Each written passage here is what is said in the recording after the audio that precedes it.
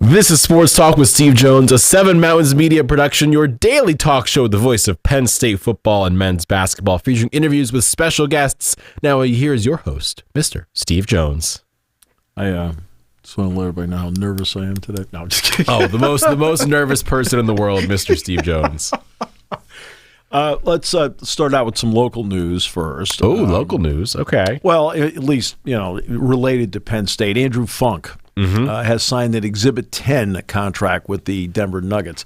Now, that is an Exhibit 10 is a 1-year guaranteed deal at the minimum. The minimum value you can get. At the minimum value you get. Now, obviously, part of this will be him, I think, being on the G League team. I was going to say, this is a Exhibit 10 deals usually involve players going to the G League, and then sometimes they may come up if you need a guy, if a lot of players are hurt. If you need somebody, whatever. And by the way, the two-way guys are the ones that get the first option to go. So Seth Lundy is a two-way contract. He'd be the first guy the Hawks would bring up, or one of the, you're allowed 3 now. So it'd be one of the 3 that would get called first. Exhibit 10, you can make it. It's just, but you're down the list.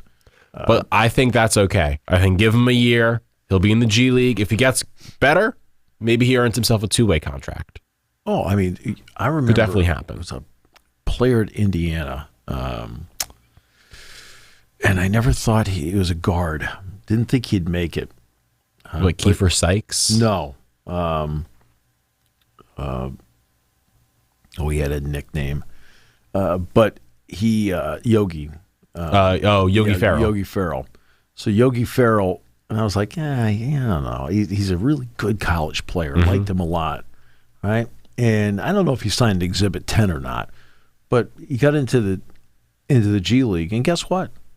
He was out there playing for the Mavericks. Yeah. And I give him all the credit in the world. I mean, wow, Yogi Ferrell was a really good college player. Not a great college player, but really good. And did I ever picture him playing for the Dallas Mavericks? No. But everybody develops on their own clock. I think the way this worked out, Pickett gets a 4-year deal, 3 guaranteed for the Nuggets, 32nd overall pick. Lundy ends up being about 46, I guess, which we all thought that's about the area. Yeah. I think, if you were to talk to Mark Brennan or Nate Bauer, me, who've watched a lot of this team, we would have said he probably would be in the mid-40s, okay? And he ended up at 46. Great. And he got a 2-way contract. This guy, Andrew Funk, free agent, ends up with an Exhibit 10. I feel like all 3 got, end, if you're talking about the order of life, in the order of life in the NBA, each one got, I think, what they deserved. Yeah, which is definitely. Which is great. Or what deserves the wrong word. That's what earned. They earned. What they got to where we all thought they would. What they earned. The deserves is a whole different discussion. Yeah, the deserve thing is it's a word that's used exponentially too often. You have to earn things in life. You don't deserve things. All right. Well, each one of them ended up earning the slot that they have. Now it's up to them as to see what they do with the slot that they received. But good for Andrew. Well, really terrific guy. All 3 of these guys are. Pickett, Lundy, I think the world of, right? I mean, he's the one that's been here the longest. All right. So he's the one that, did I get a chance over a couple of years to know Pickett? Absolutely. Get a chance to really know Andrew this past year? Yes. But Lundy, I've been around 4 years. And so I am thrilled for all 3 of them. It is great for the brand of Penn State basketball that they have done this. Just like it's great for the brand of Penn State wrestling that Bo Nickel's been doing what he's been doing. It's great for the brand of Penn State football that Micah Parsons and Saquon Barkley and Mike Gesicki and on we go, do what they do. Because when you're doing that at the next level on national TV, all it does is enhance the brand over and over again as to what you can get to where you want to go if you go here. Yeah. Okay? I mean, Megan Hodge is now back on the coaching staff for women's volleyball at Penn State. And, it's Megan Hodge Easy. She married Omar Easy, the former running back at Penn State. Yes, number 34 on your program, number 1 in her heart. Okay. But she was able to achieve everything she wanted to in her athletic career of being a 3-time national champion, an All-American, a Player of the Year, an Olympic gold medalist, playing professionally overseas, and now coaching because she went here. Like, look at all the wrestlers and what they've achieved. David Taylor's an Olympic champion. He was able to achieve that route by going here, right?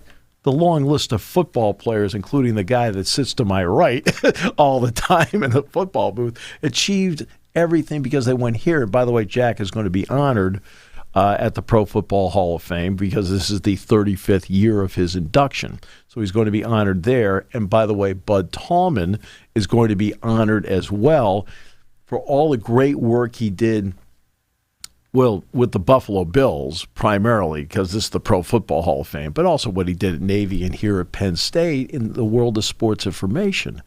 Right? All these paths went through here. We've gone through a lot about Franco Harris in the last 7-8 months, right? Path went through here. I mean, the long list of people. Okay, Allie Krieger, right? Women's World Cup champion, women's Olympic gold medalist, right? Now she's on the board of trustees, right? Path went through here. Brandon Short, path went through here. I mean, you just keep going through the great path of the people who went through here, and now you're seeing in Penn State basketball, Lamar Stevens, San Antonio Spurs, starting out with the Cleveland Cavaliers, Tim Frazier, a host of teams, right? Now you've got Jalen Pickett with the Nuggets, you have an Exhibit 10 with Andrew Funk with the Nuggets, and you have Seth Lundy with the Atlanta Hawks. And, and it's now showing that in the basketball world, you can get to where you want to go by going to Penn State. We're also, in that athletic setting with the Denver Nuggets, we're forgetting, Calvin Booth. And Calvin Booth. Not bad to have there. Calvin Booth, who you want to talk about somebody who earned his spot because he plays 10 years, moves around the league a lot, drafted by the Washington Wizards in the second round, moves around the league. You feel like you named the locale he was there at some point, but he kept his career alive. And then he got into scouting and into management. And the trail to being the general manager of the Nuggets meant he had to work his way up the vine to get to the top of the profession. And he's there. And he's there now. And a big reason he's there now is because he made critical moves to get his team there now. But again, that's somebody who ended up earning his position, ended up earning because he paid his dues to get there. He put himself on a career path to get himself there. It doesn't happen overnight. And that's why we see great athletes that will have great rookie years like, hey, it happened overnight. Nah, they had to work to get there. And I have a lot of respect for people who are able to go from high school to college, big leap, and succeed right away. Singleton, Allen, Carter, just to name a few, right? But then that leap, as Bill O'Brien said to me when he was here, I said, Bill, high school to college, big leap. I said, what about college and the NFL? He said, Steve, it's a chasm. Well, for the people that come out and succeed in it right away in the NFL or the NBA, you have to be really special, right?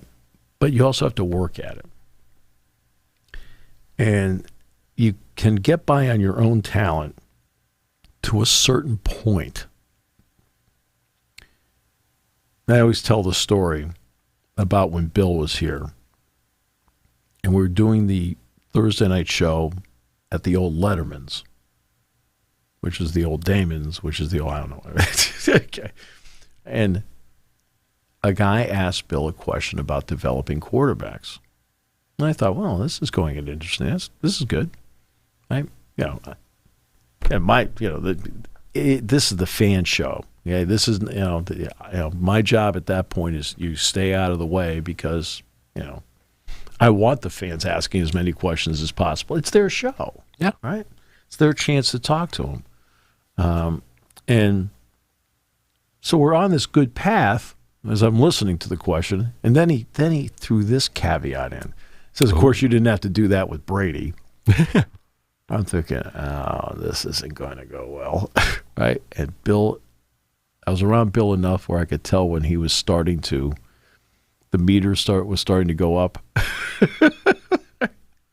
And he was sitting to my left. I kind of took my left hand, I just kind of like put it on his arm for a second. This guy finished his question. So this is one of the few times I felt like maybe we should have an interpretation of the question. Right. And I took the question. I said, Bill, I think I know what he's driving at here. I said, but you and I both know that, since I've had the privilege of observing great players and you've had the privilege of coaching them, that the best ones want to be coached. I said, what does that mean to you as a coach when you see somebody with talent that really wants to be coached? Then he gave a great answer after that. But have you ever noticed with Peyton Manning? Okay.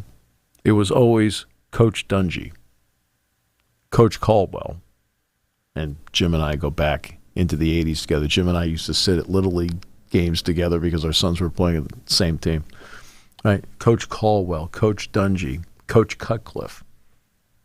He never calls them by their first names. Hey, David. Hey, Jim. Hey, Tony. Doesn't do that. Right? It was Peyton Manning, and I was talking to Jim Caldwell about this one day. It turned out we were in Indianapolis for the Big Ten tournament, and Jerry Dunn and I had gone out to dinner, and Jerry invited Jim to join us, and Jim was there, and Jim was at that point was not the head coach, right? He was the quarterback coach, offensive coordinator of the Colts, and so I looked at him and I was kidding around. I said, boy, you've done wonders with the Manning kid. Right? He's laughing. But you then start talking about how badly Manning wanted to be coached. Tell me the little things you're seeing. Tell me what I'm doing. Is my footwork all right? The great ones want to be coached. Saquon Barkley wanted to be coached. Micah Parsons wanted to be coached. And Micah Parsons was going from up on the line of scrimmage in high school as a defensive end. He could have played anywhere. To be honest with you, he could have played tight end. He could have played running back. He could have played defensive. Give him any position, he would have played it. But they had moved him back to play linebacker. Well, now he had to learn how to play in space. And if you watch Micah Parsons in the spring of his freshman year, he was trying to fight his way through to figure out how to play. But then he did a lot of off-season work, and the Micah Parsons I saw in the spring of his freshman year to then training camp just a few months later, wow, he worked really hard to get there. And Brent Pry did a great job with him. Right? And you see how the Cowboys have been using him? I can tell you based on the practices, and they had 9 practices before the Big Ten then shut things down, at least temporarily shut things. Turned out to be a temporary shutdown. They had 9 practices. Penn State, Brent was going to use Micah Parsons exactly the way the Cowboys have used him since he went to the NFL. You can see schematically that's exactly what they were going to do. It's like, okay. I remember telling Jack Ham, it's like, okay, they said they're going to turn him loose. There's a variety of blitz packages, inside, outside, everything. Right? Now he's going to play more up on the line of scrimmage with the Cowboys this year. But those guys all want to be coached. Tom Brady wanted to be coached. Right? There was this whole discussion of, Brady, Belichick, like, who's better? Clearly, Tom wouldn't have without Belichick, or Belichick wouldn't have without Brady. They needed each other to do it. They both learned from one another on how to play the game and do better. Well, that's why there are a lot of people that are in this industry that are excellent at what they do. They're excellent at what they do. Right? So let's at least make sure people understand that in the talk show world, there are a lot of really good people that do this, that throw their heart and soul into it, and so forth. But then there's the infantile segment where I've got all this time to fill. So, I always make fun of it. I'll say, whose legacy is better, LeBron or Brady? Let's talk about it for the next 4 hours. Like, oh, for goodness sakes, who cares? All right. But you got to be able to work at it. You can't just get by on natural talent all the time. And guys like Brady knew it. That's why they wanted to be coached. Belichick, Brady, that was one of those infantile, like, it doesn't matter, okay? I mean, it's not as if Belichick in his lifetime had not won Super Bowls. He'd won 2 with the Giants as the defensive coordinator. Oh, and by the way, had Lawrence Taylor. Now, you ask Lawrence Taylor about Belichick, he has nothing but great things to say. You ask Belichick about Taylor, he has nothing but great things to say. Oh, that's the way it's supposed to be. It's the way it's supposed to be. Coaches know they can't win without talent. And talented players know they can't win without really good coaching. That's the way it's supposed to work. That's the way it's supposed to work. Okay? Really talented players know they can't win unless they have really good coaching of them individually and as a team. Conversely, every coach you talk to will tell you they can't win without talent. I always tell the story, and you've heard me tell it many times, about there was like 4 or 5 plays up on the whiteboard, and we were doing a Thursday night talk show, which with Joe, we didn't do the show at the restaurant. We did a show in the conference room at Lash Building. And we were in a commercial break, and somebody had asked something about plays or whatever, one of the callers, because we were taking callers back then. And we got up and Joe gets up during the break. He says, Steve, let me tell you the success of this play right here. So you want to know the key to the success of this play right here? He says, the key is I want to know the name attached to that X, and I want to know the name attached to that O. Once I know the 2 names, I can tell you whether that play is successful or not. Okay.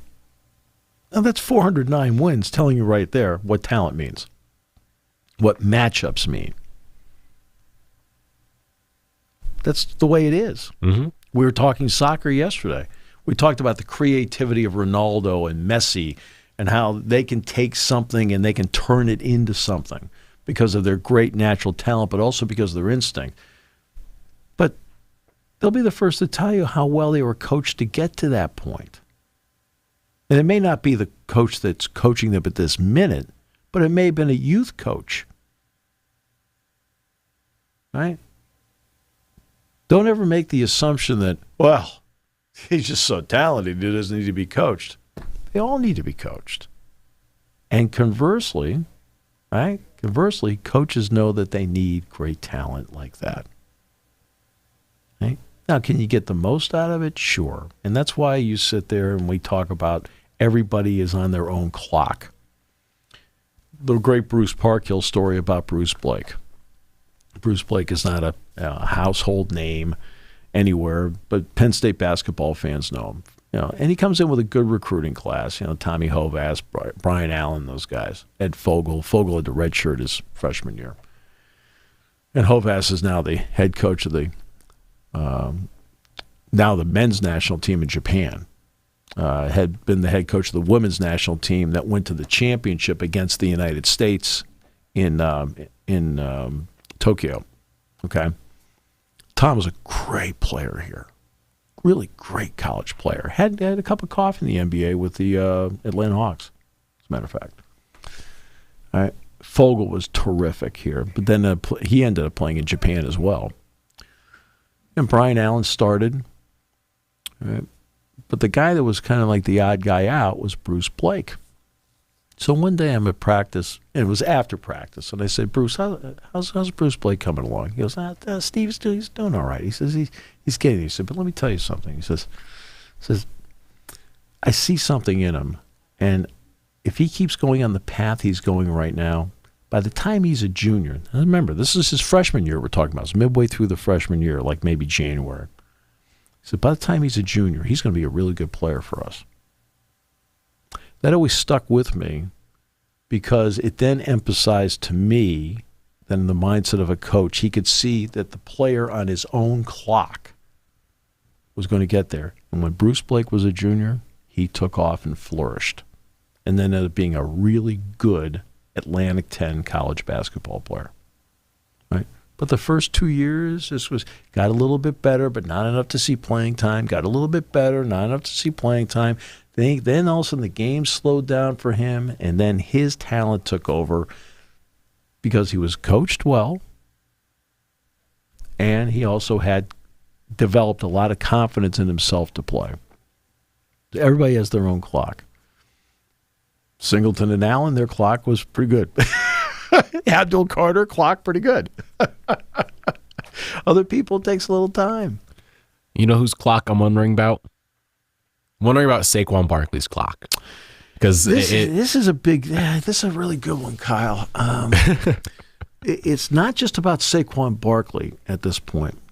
It is now about, as you can tell by I don't know how they're doing this, Instagram, whatever they're doing. Yeah. But the running backs as a whole are banding together saying, what's the deal here? So let's start with Saquon before we get into the running backs. So Saquon is one of the running backs whose deal is up this year. He got franchise tagged this offseason within about 10 minutes of Daniel Jones getting his humongous money deal. Yep. That it was one of the two is going to get franchise tagged. The other is going to get a deal signed. Daniel Jones is the one who got the deal signed for respectfully an exorbitant amount of money. Mm-hmm. And Saquon then got tagged a few minutes before the deadline came. Yeah. And at that point, it was like, okay, will they reach an agreement on a deal before the deadline passes, which was, 2 days ago now? It was Monday afternoon. And the franchise tag, for those wondering, is, I believe, $10 million, a little bit over $10 million. Yeah, it's like 10 for the year. 4 or something like that. Yeah, something 10, around 2, those 10, lines. 3, 10, it's like the average, $10 million for Saquon Barkley. And he has been trying to wait and get respectfully, a bigger money deal because he's one of the best running backs in the NFL. And by the way, said he did not want to set the market number, but he wanted a very good number. It didn't have to be the top number. Yes. And so he was waiting for that, and it did not come. Right. And this then opened Pandora's box because alongside Saquon Barkley was Josh Jacobs and Tony Pollard, who also didn't get deals. The three of them, per, I believe ESPN put this out, that NFL execs ranked the three of the top 10 running backs in the NFL. So 3 of the top 10 running backs in the NFL are all playing on franchise tags because their teams did not re-sign them. Right. And this feeds into the idea of running backs, their, I'd probably say, diminished value from even a decade ago, and what is, I guess, transpiring within this position. I mean, there's only so many running backs now that have these deals. We've seen it with Derrick Henry the past few years of just what's happening here. Right. And it's only been exacerbated, at least this year, by the Deshaun Watson deal because he got that money guaranteed, and that caused a cascade with quarterbacks and with Lamar Jackson. Sure. And now it is bleeding into these guys who are saying, well, Saquon's part of his thing was, I just want guaranteed money. Right. That's what he wants. Right. And he's saying, if Deshaun Watson got it, I should at least get some guarantee here, some decent number. I don't want all of it guaranteed. I just want something. And now he's playing on a tag, and he may not report for camp. Right. So here we are at this point with it. All right. First of all, there's a big difference between Saquon Barkley, Josh Jacobs, and Tony Pollard. Jacobs is strictly a running back. He's not good in pass protection. He is not really a guy that you want to throw the ball to. All right, you can, but he's not really. It's not what he's good for. Okay, but he's not great at it either. But as a running back, he's a heck of a running back. Right. The other two areas, no. Pollard, to be honest with you, Pollard has slowly emerged as the prime option for Dallas in the running game. But he was a spot player for years with Zeke Elliott being the lead. So, okay, Barkley's been the prime option on a poor team until this past season since he came into the league. Of course, he tore his ACL. came back from that, and this past season, put up a 1,300-yard year. Daniel Jones will be the first person to tell you, because Jones and Barkley are tight, by the way. They are tight. So there's no resentment on Barkley's part that Daniel Jones got the contract he did. He just wants to be paid himself. I don't blame him. What does Saquon Barkley mean to Daniel Jones, the football player? When Saquon Barkley is out of the lineup, Daniel Jones has a 71 passer rating and has 16 touchdown passes and 17 interceptions. With Saquon Barkley in the lineup, the passer rating is up over 90. And he has 44 touchdown passes and 14 interceptions. That's one guy making a difference for him, because guess what? Barkley's not only a terrific NFL running back, but he's also a terrific running back in the passing game. And he's really good in pass protection. So now it's not just the ability to run where a play action fake, right, helps you out, but hey, I need my check down guy. Oh, we're going to get something out of this. He's in the open field. Oh, and by the way, he's not going to go out this time, but he's got my back. Those are three things he's providing in the offense and Daniel Jones out on the field. This is a case for me. And again, I don't want people to think that I always rail against analytics. I don't. I always preface it by saying I want as much information as possible. Then let me decide what I think is important information and what isn't. Okay? But I want all the data. I want all of it. Okay? When I'm preparing to do a game, I want all of it. And then I pick out what I personally think would be important and not important. Okay? And as I say all the time, analytics is a way to win, but there are multiple ways to win. The problem with those who love sabermetrics, they think it's the only way to win. Like, no, okay, you got to have a little better feel for the game than that. It is a way to win, and I recognize that. All right, so the preface is now out of the way. Analytics has been playing a role in diminishing the role of a running back in the NFL. They will tell you that the three key positions, and there's no question these are three key positions. Quarterback, I feel like a genius. Boy. I feel like a genius. You are. By saying that. What, so you can't win with Brady Quinn at the helm? Why not? Personally, I like Brady Quinn, though, because I've met him a few times now. I don't know why Brady Quinn's the name I pulled out of my hat there, but actually, if you met Brady Quinn, you'd like him. Probably a great guy, but NFL career wasn't the best.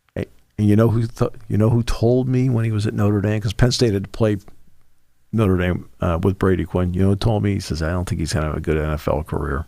Who? Joe. Well then. He says, Steve, I don't see it. I don't think he's going to have a good NFL career. Like, okay.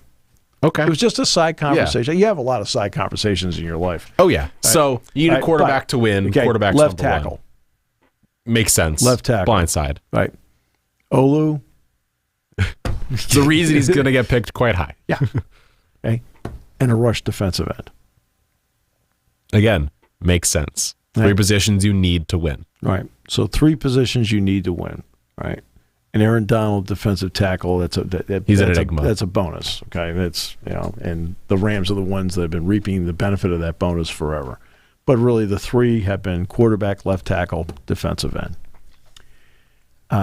Obviously receivers are in the mix. You've got to have really good defensive backs. It seems like the two positions that have been hit with a diminished thought process in the league have been linebacker and running back. To me, a three-down linebacker gives a defensive coordinator all the options in the world. Right? There's so many things you can do when you have a three-down linebacker. Right? Now, are there guys that don't play the pass well and I want them out of the game for a defensive back? Yep. No question about it. That's why God created sub packages. Okay. Okay. But are there certain running backs that are cut above that make a difference in what you're doing? So let's give you an example of an argument that would be made against the running back, that they're a dime a dozen, just have to have the right ones. Who won the Super Bowl? This past season? The Kansas City Chiefs. They had who? Isaiah Pacheco, and Nathan McKinnon. Right, because Clyde Edwards-Helaire was hurt. Right. But they had Edwards-Helaire. Right. But they had Edwards-Helaire, who's good in the passing game, a good running back and good in the passing game, not good in pass protection. Like if you're Patrick Mahomes, like, I don't really care where I You don't need pass protection at that point. Like, you're giving up on that one. Just stand to my right. You're good. It's like, you're not going to block. Hold your hands up. At some point, the ball might come to you. Right. Well, no, you want him to catch. He's a good pass catcher. Yeah. I'm talking about pass protection. Mm-hmm. Right? You just kind of feel like, okay, where do I want to put the Matador now? They go flying by. But they won the Super Bowl with a good, solid running back in Pacheco. Not a great player. He was a good player at Rutgers. Liked him a lot. Thought it was a really good 7th-round draft pick. Mm-hmm. Right? And did his part. McKinnon has been playing this role forever.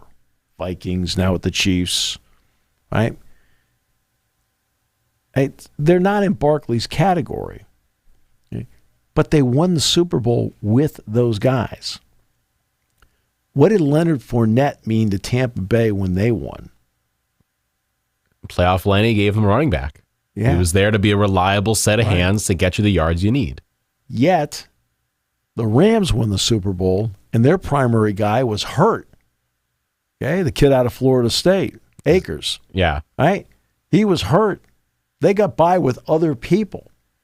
So now you've had a Super Bowl winner get by with other people. You've had a Super Bowl winner win with Pacheco and McKinnon. And yeah. And so that would be the argument of like, oh, we can plug and play with a lot of guys. We got the quarterback, the left tackle, and the defensive end. Even the teams that lost, like Joe Mixon's the primary guy for the Bengals. Right? So they ended up losing to the Rams. Miles Sanders was the primary guy, but boy, they went away from the running game pretty fast. Yeah, I mean Boston Scott and guys like that. The kid from Memphis, Kenny Gainwell. Mm-hmm. And now, in the end, everybody knew Miles was going to leave, and he ended up with Carolina. But these are the arguments. Yet, if you look at Aaron Rodgers had Jones and Dillon. The Packers had a really good running game. Oh, yeah. Okay. In fact, the running backs were probably better, quote, football players than some of the wide receivers he had to throw to. Okay. At Green Bay. And for some reason, they decided they didn't want to go in the direction of like supplying more wide receivers. But they had plenty of running backs. Any wide receivers. Right. They had plenty of running backs. Fournette meant everything to what Brady and those guys did. Yeah. Yeah, you could talk about Evans and of course they had Brown and they had Chris Godwin and Gronkowski. Good offensive line, but Fournette made a difference in the running game for them, along with a little bit Ronald Jones, but mostly Fournette. But having a good running back helps. Yes. Big time. For the Giants, who have had they have not been able to do anything at wide receiver of note. This guy's been the whole ball game for them in both the running game and the passing game. They drafted Evan Engram at tight end, not a good blocker, but a good receiver. Yeah. Right? Sterling Shepard's been out. Probably was the best receiver the Giants had. But he's not a Pro Bowl guy. They've got what? Darius Slayton? Yeah. They drafted the kid Tony out of Florida. I was like, what are we doing? Kadarius Toney. What are we doing here? They ended up going to Kansas City, and he played well. In fact, he returned the punt. Yeah. Broke Jordan Norwood's record, by the way, for the longest punt return in the Super Bowl. But, that's what they've had. And you're looking at this guy, to me, there has to be a base standard here. I need yards. I need touchdowns. This guy this year, so Barkley had 1,300 yards rushing this year. I think he had 10 touchdowns, something like that. Yeah.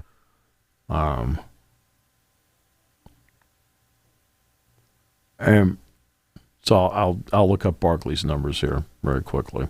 But I know he had over 1,300 yards rushing. Something along those lines. And he had 10 touchdowns.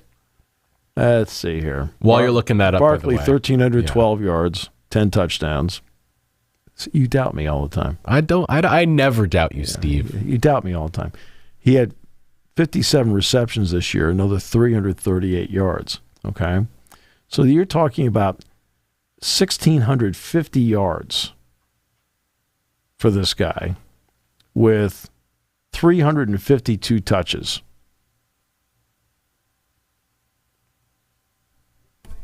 I'm sorry, to me that's called production. Yeah. Right? Can you tell me who the top 5 guaranteed at signing running backs are?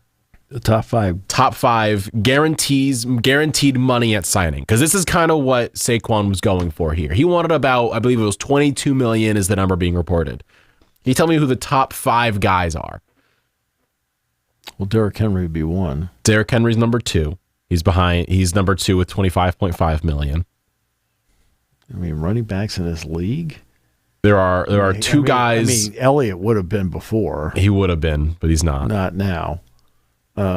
Say anybody in the Patriots is out. Would you? They're both very good runners and great pass catchers. It's where they make their name. They're great fantasy football players. Amazing fantasy football players, if you ask me. Go ahead. Christian McCaffrey's number 1. Okay. A little over $30 million guaranteed. Right. Number 3 is Alvin Kamara, my Saints, around $22.8 million. Right. And a long track record in the league. He's done well. Do you know who number 4 and number 5 are? No. Number 4 is Bijan Robinson at 21.9. I didn't carry the ball yet. And number 5 is Jahmyr Gibbs at 17.8. With Detroit. That is part of this issue. Is that these guys... This had been the issue earlier. In the collective bargaining agreement, Kyle, one of the things they did years ago, is they put a rookie pay scale in. Mm-hmm. Right?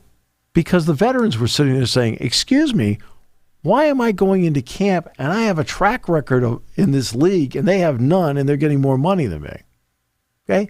Those two guys coming in, Robinson and Gibbs, I have nothing against anybody making their money. Oh, yeah. That's fine. But they shouldn't be making more money than this guy. No.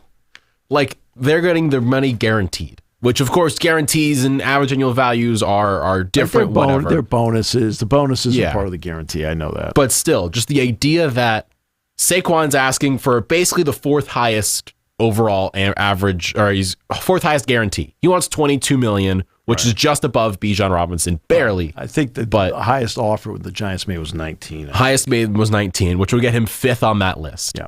And in terms of annual value, most running backs are sitting around the $12 million range. The only two above 12.5 is Kamara at 15 and McCaffrey at 16 per year.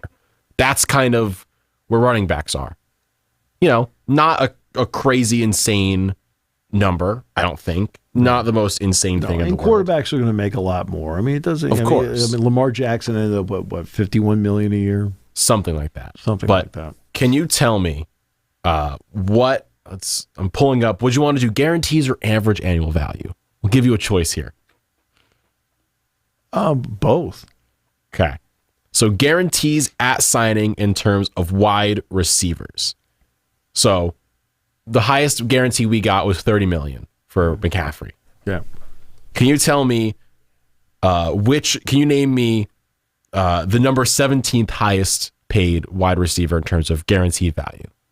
You want me to tell you who it is? Let's see. A.J. Brown. A.J. Brown is higher. I will tell you this. He's a former Penn State player. Oh, Godwin? Allen Robinson. Oh, Allen Robinson. Allen Robinson is 17th highest guaranteed money at signing of contract at $30.7 million. Guaranteed. Geez, I just talked to him like on January 1st. I should have asked him for a loan. A big chunk of change. You know who's third on that list? DJ Moore. $41.6 million guaranteed on the Chicago Bears. So DJ Moore is a great player. Awesome dude. I got to see him play in Carolina for years against my Saints. He never did well because we're better than them. But $40 million guaranteed to DJ Moore versus 22 for Saquon feels a little bit wrong. Yeah. I get it. We know you need receivers to win. Right. But Saquon's not asking to go past his number. No, he's just asking for an average number. Yeah. He's not asking to break the bank, not to break McCaffrey's number. He's asking for an average thing that he should be able to get. Yeah. I'm trying to think how cash poor the Giants are. Okay, let's this is the whole, we're getting conspiracy level here. But I think there's a bit of an issue with sports contracts, especially when you look at the length MLB players get, the guarantee NBA players get, and the non-guarantee NFL guys get. There is a huge circle of those three where they're just causing issues everywhere. Where in the NBA, those guys get most of their money guaranteed. Right. Like up front, Dame Lillard, most of it, I believe his entire contract is guaranteed. Major League $60 million. Major League Baseball, every contract's guaranteed. Because they put it into their CBA. Yes. The NFL, they just can't do it because of injuries, but that doesn't completely make sense. You should be able to have at least part of it guaranteed. What happens is timing means something. Right. You'll notice that whenever a CBA is signed, which then bumps that number bumps everything up, you'll see more big money contracts right after the CBA is signed. The year after the CBA is signed, it then settles back. Exactly where are we in the cycle now with Saquon? It's a year after the CBA has been signed and it is settled back. See, timing means everything. Major League Baseball, look at all these contracts. Trey Turner got 11 years. Xander Bogaerts got 11 years. Oh, my God. 13 years for this guy? Whoa. But it was right after they signed the CBA. Okay? NBA, you'll see the same thing. New CBA is now done. You're going to see bigger contracts, the whole deal. The NFL saw that right away. CBA signed. Hey, great, Deshaun Watson, here's a hunk of cash. Hey, don't worry about your problems in Houston. Okay.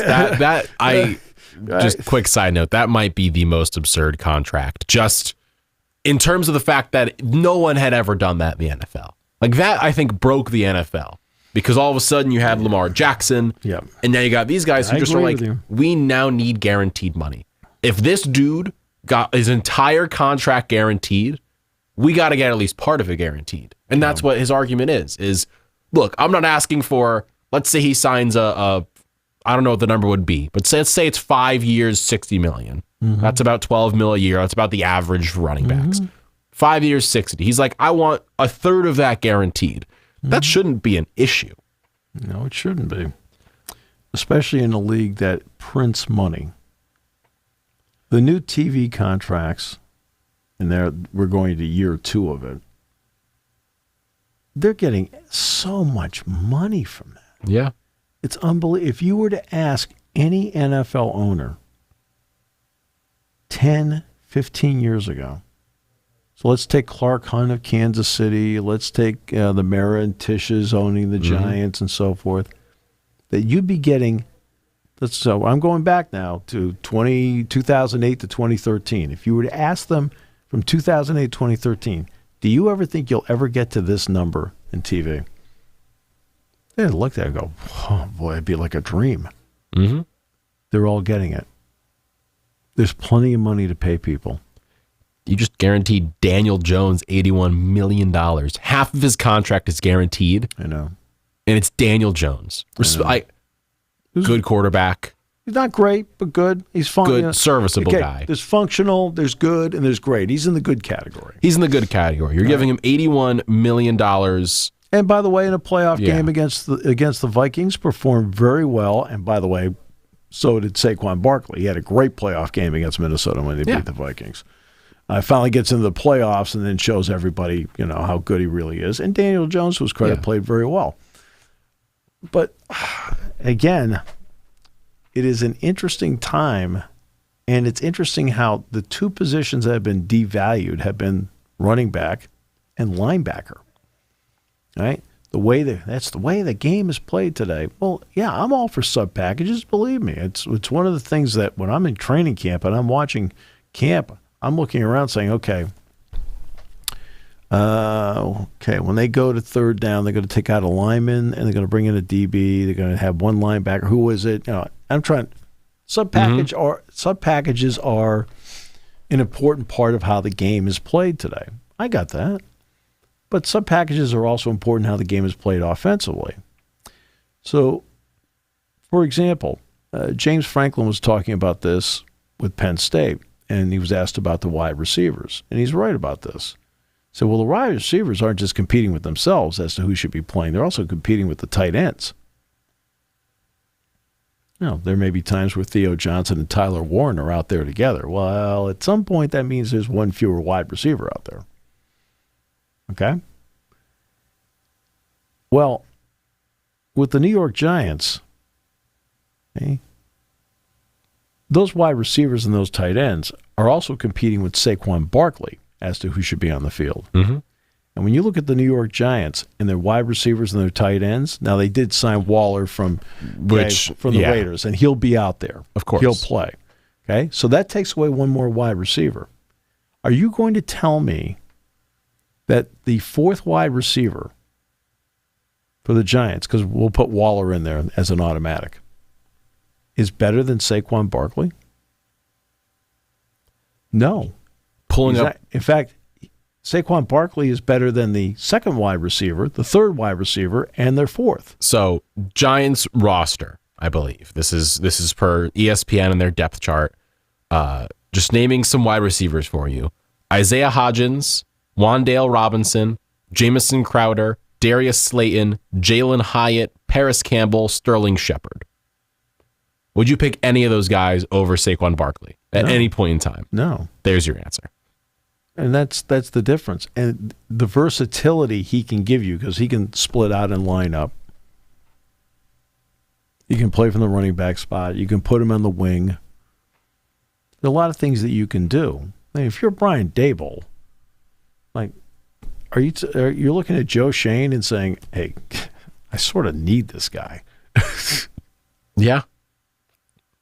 It baffles me how people are like, oh, like the Bijan Robinson draft pick. They're like, terrible draft pick. How dare you draft a running back that high? You should be able to draft anybody where you feel is good. I mean, it just does not compute anymore. Right. Again, let's go back to the original premise of this. The original premise, as I said, there are a lot of ways to win. A lot of ways to win. One of them happens to be analytics. It's not the way to win. It is a way to win. If I'm sitting there and I'm looking at my talent pool, who gives me the best chance to win? Okay? Well, in the Kansas City Chiefs, they've got Patrick Mahomes. He gives me the best chance to win. Do I need a top-flight running back to go with him because I have Patrick Mahomes? Okay, I need good running backs. Mm-hmm. I still need a running game. Yeah. Right? I've got Daniel Jones. Do I need a Saquon Barkley to win? Yeah, I would say you do. Right. Kansas City Chiefs may not need a Saquon Barkley to win. They've already proven. Mm-hmm. Okay. Their top running back the first time they won was Williams. Was it Jamal Williams or Darrell Williams? Devin Williams or Darrell Williams. Yeah, Darrell Williams. I mean, he was their top running back in the Super Bowl. Right? So those are the running backs they've won with. And, of course, it's a copycat league. Well, we don't need it if the Chiefs do this. Okay, they've got a guy who is... Okay, I will now quote Calvin Booth. How's everything going, Cal? Going great, Steve. I've got 1-5. Well, if I were to, we've had Veach on the show, Brett Veach, right, from Mount Carmel. Mm-hmm. We've had Brett Veach on the show twice, as a matter of fact. Right? If I were to ask him how things going, Brett, he'd say the same thing to me. The exact quote, Steve, I'm great. I've got 1-5. He's okay. Jokic 15, Mahomes 15. Okay. He's got that. Yeah. Okay. Now you're the New York Giants. Again, we just went through. Daniel Jones is above a functional quarterback. He is a good NFL quarterback. He's a starting quarterback. He's a good NFL quarterback. He's not just a functional quarterback in the NFL. He has now become a good NFL quarterback. Patrick Mahomes is great. Okay? Patrick Mahomes is legitimately one of the best quarterbacks of all time. Right. That's just where he is. Okay, he's great. But, and I realize the Patriots have won a bunch of ways with different running backs, Lawrence Maroney, people like that. But, geez, Corey Dillon was critical when they won the Super Bowl. That's a long time ago when running backs weren't devalued as much. But, ask him what Leonard Fournette meant to him. Ask the Seahawks what Marshawn Lynch meant to them for years. No question. Ask, the Titans. Their entire team is built around Derrick Henry. He ran them through the playoffs multiple times. Right. Now, and the interesting thing is Barkley's a way better pass receiver than Henry is. Right? To me, there are multiple ways to win, and based on my talent, right, if he's not a part of the mix of what the Giants are doing and they think they can plug and play guys in there, you're not good enough to plug and play guys in there. Okay? Patrick Mahomes, you can plug and play some guys in there. Williams, Edwards-Helaire, Pacheco, McKinnon. Okay? You can plug and play those guys because he's got Travis Kelce. You lost Tyreek Hill. You put in Juju Smith-Schuster. Yeah. Still won. Yeah. Because you still got him. You still got the guy. And it just makes all the difference in the world. The Rams were able to win with Akers out of there, but they still had Cooper Kupp to go with Matthew Stafford. They had Cooper Kupp. They had Robert Woods. They had Tyler Higbee. Good tight ends. They had crazy NFL. They had a crazy team around them. They didn't need him. All right. Stafford is a good enough quarterback to get by without a top And by the way, back. Stafford's not a great quarterback. Stafford is in that very good category. So here's Daniel Jones at good. Stafford's very good. Mahomes is okay. Mahomes. Yeah, he's somewhere else. He's sitting on Mars right now on another planet. Right? It's just the way he is. I mean, he is this era's Brady, this era's Montana. That's who he is, okay? And he's creative and he's fun. I know he's now on the Jets, but again, we discussed him. Aaron Rodgers, for years, had almost no help after he lost Jordy Nelson and Randall Cobb in their prime. Had almost no help. Right. We had Devontae Adams. But then they got rid of him, and it was like Valdez Scantling and these guys who, respectfully, they're not the best players. No. And he almost got them there just with his own talent. Imagine if he had a Devontae Adams still, like the last couple of years. Yeah. I mean, that would have just been a lot. Yeah, I know. It's amazing. I don't know. What do you think is going to happen, like, long term? Because I think this year is we're seeing it right now with running backs, as you said earlier, posting on social media saying, like, we're just not valuing us anymore. Like, you need us to win. You can't win without at least a decent running back. Well, what's their leverage? They don't have any leverage. They have us talking about it, but that's not going to put pressure on franchises to do anything with this. You're not going to sit there as a franchise going, because you've got too many people that are saying, well, look, McKinnon and Pacheco, they won with those guys. Boston Scott and Gainwell they'll be good enough for the Eagles. I think the Eagles also picked up the kid from the Detroit Lions, Swift. Yeah, DeAndre Swift. Right. Who's good, but not great. Okay. And then I've got this guy over here. The difference is because it's Barkley, he's an exceptional talent and a versatile talent that's good in three phases of the game. Right? Henry is great in one phase of the game and great. Yeah. Right? In one phase of the game. Barkley's really terrific in all three phases, blocker, receiver, and obviously as a running back. And has not exactly been given the greatest offensive line on the planet to work with. Now, last year they got better on the offensive line. The Thomas kid they drafted out of Georgia is going to be a good player. I think the Neal kid out of Alabama is going to be a good player. Rodriguez, not bad. So they slowly but surely it's coming together for them. You don't wreck the apple cart. And that's what I feel like the Giants have done here, that they've wrecked the apple cart. Now, I don't know what the demands that Saquon's agent made. I don't know. But that's where they are. That's where they are. This is going forward. I'm a little bit. I'm just concerned. I really we don't know what's going to happen. Here's where I'm concerned. I look at the tremendous talent of Nicholas Singleton and Kaytron Allen. They're both NFL level talents. Now they've still got 2 years to go before they get to this point. But what's their value going to be when they get to the NFL? What's their value going to be? See, that I was thinking when the Saquon thing came up on Mondays, the first thing I thought of was him. I mean, you're around him for 5 minutes. And you're like, I had the privilege of being around him for 3 years. I mean, he is and you want to talk about somebody who is a student of the game. There was a running back that transferred from Nevada, Reno, so University of Nevada, to Iowa. And he was the number 2 running back. One day in practice, Saquon came up to me and gave me a complete breakdown on what this guy did. You want to know why? He studies other running backs. I'm talking, he gave me a complete rundown. He said, Steve, you should know about this guy. This guy's really good. And he's going to bing, da-dee. So then, of course, I look at the tape, and everything he said in the tape was there.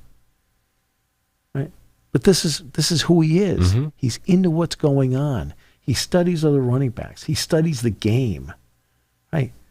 This is a different kind of mind to go with the talent. And that's why I don't understand what I'm seeing here with, do I go back to the days of Jim Brown, Gale Sayers, Jim Taylor, Walter Payton, Walter Payton. All these great, Emmitt Smith, all these great running backs. I saw Barry Sanders, Franco Harris. Yeah, on and on. Now, did the game need to open up? Of course it did. And Don Shula, of all people, who had Larry Zonka, Mercury Morris, and Jim Kick, he was on the committee that said, hey, we got to open this thing up. We just can't keep, 3 yards on a cloud of dust or AstroTurf pellets, depending on your field. Right? Can't keep going that way. So, and the game is played more like the AFL played. Okay, let her fly, the whole thing. It helped the NFL go to here. I got that part. But it doesn't. But when one of my top talents is that guy that gives me all this versatility in the passing game. He caught 57 passes last year. Right? He extends quarterbacks' lives. Sure he does. That is. But he gains yards. He scores touchdowns. Yards and touchdowns are two of the keys, like prerequisites to success in the league. He does all that. And that's, you're going to tell me you're going to replace him with, hey, look at the production. You're not going to get that kind of production from the guy. Okay, you always have to ask, okay, what are our other options? Okay, I don't have Patrick Mahomes. So my other options are really, really, really important. That they are. And it's crazy to see guys just not getting paid and the NFL teams being like, we're not going to pay them, but we're going to guarantee half of Daniel Jones' contract because Daniel Jones is clearly a great quarterback in the NFL. It doesn't make sense. Again, the Giants had to re-sign him because they needed the quarterback. Of course. Right? You always have to ask, if he's not there, what's my next option? But we don't have the $22 million. Let's say that's what Saquon's asking for. We don't have that to pay Saquon. You're the New York Football Giants, for goodness sakes. You got the money to pay him. I've got an Amazon TV contract that pays for him. We're done. And we're done as well. Thanks for tuning into Sports Talk with Steve Jones, Seven Mountains Media Production. Check back daily for all the latest sports news and analysis.